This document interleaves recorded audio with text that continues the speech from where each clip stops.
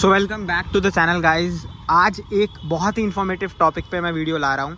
आप कोई भी बाइक खरीद रहे हैं, टाइटल पढ़ के तो आप जावा का ही आए होगी कि मेजर नेगेटिव पॉइंट जावा 42 बॉबर का क्या है।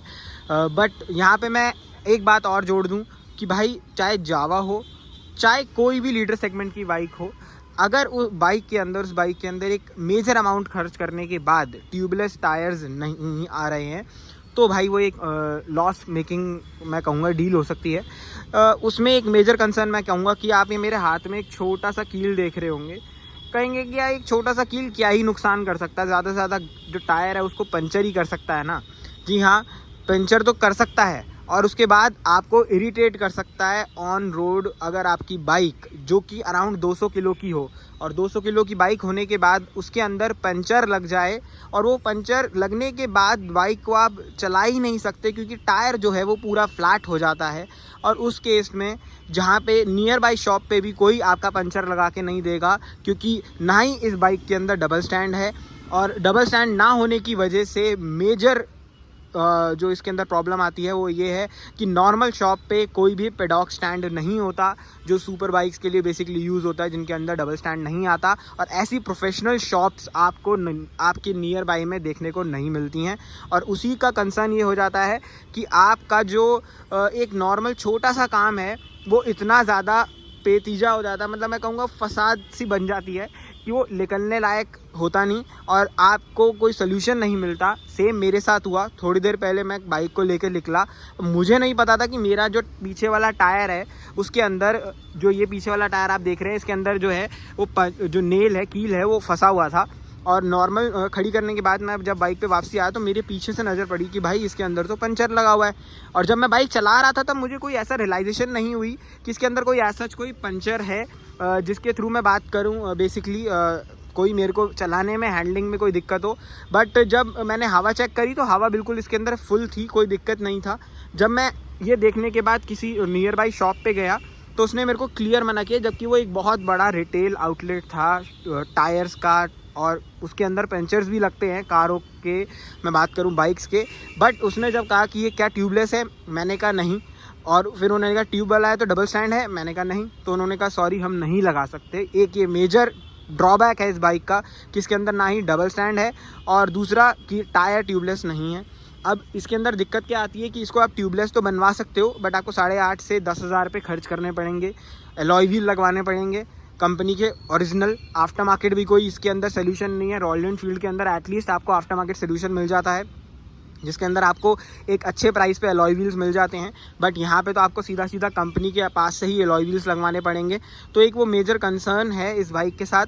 और छोटे से कील में दिक्कत भी क्या आती है कि कोई लगाने को तैयार नहीं। और अभी जस्ट मैं जब लास्ट किसी शॉप पे आया जिसने कहा कि हाँ मैं लगा दूंगा बट टाइम लगेगा, और जैसे ही हमने जो टायर है उसको सिंगल स्टैंड पे, साइड स्टैंड पे ही बाइक को टिल्ट करके घुमा के देखा कि कील लगा हुआ है। और कील वाली जगह पे हमने वो जो नॉर्मल क्लिपर होता है उससे हमने कील खींचा तो वहाँ पे दिखा कि भाई जो कील है वो खींचने के जस्ट बाद जो पता चला कि भाई वो सिर्फ अपर सरफेस पे लगा है, टायर की डीप नहीं गया।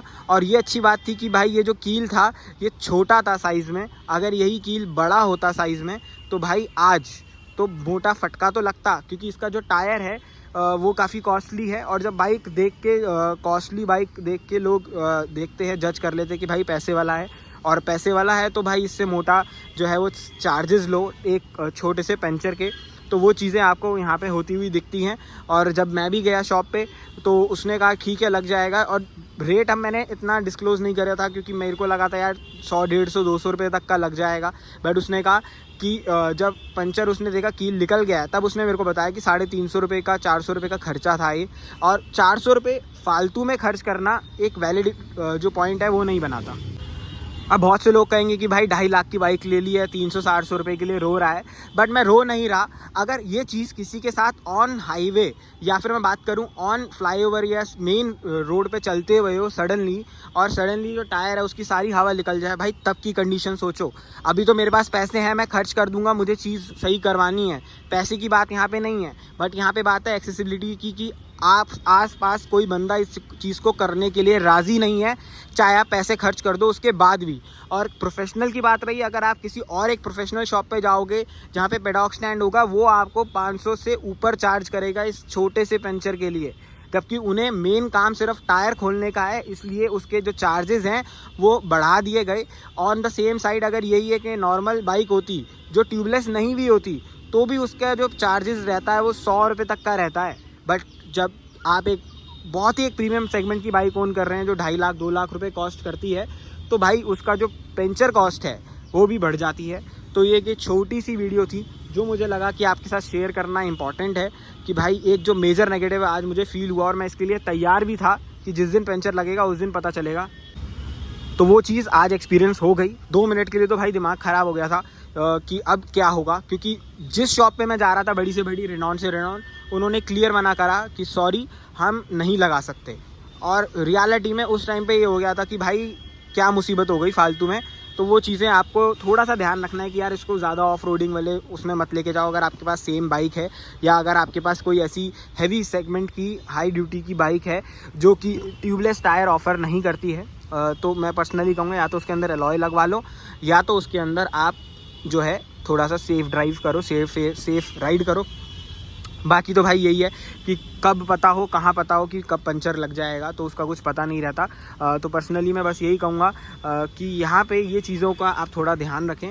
बाकी ऑल अराउंड बाइक का एक्सपीरियंस बहुत अच्छा है भाई। 1.5 साल से ऊपर होने को हो रहा है बाइक को और ऑलमोस्ट 2 साल कंप्लीट हो जाएंगे इस बाइक को मेरे नवंबर में। और 2 साल के अंदर मैं बात करूं काफ़ी एक अच्छा एक्सपीरियंस रहा मेरे साथ तो बाइक का। माइलेज के बेसिस में मैं बात करूं, ऑल ओवर सर्विस एक्सपीरियंस की बात करूं, और सीट भी मैंने इसके अंदर लगवा ही ली थी क्योंकि ज़रूरत पड़ रही थी, तो सोचा चलो सीट लगवा ही लेते हैं। क्योंकि जब नेसेसिटी हो जाती है कोई चीज़ें तो वो चीज़ें करवा लेनी चाहिए, इंस्टेड कि भाई बाइक जो है वो खड़ी रहे और उसका यूसेज जो है वो कम हो। बाकी यही था एक शॉर्ट एंड सिंपल सा ओवरव्यू। कैसी लगी वीडियो ज़रूर बताना। जावा की प्रॉपर प्लेलिस्ट बनी हुई है चैनल पे, जाके चेकआउट कर सकते हो और कोई डाउट हो तो कमेंट सेक्शन में पूछ सकते हो मेरे से। बाकी इस वीडियो को यहीं ख़त्म करते हैं। वीडियो इन्फॉर्मेटिव लगी हो तो वीडियो को लाइक करना, शेयर करना, चैनल को सब्सक्राइब करके ज़रूर से जाना। बाकी इस वीडियो को देखने के लिए थैंक यू सो मच।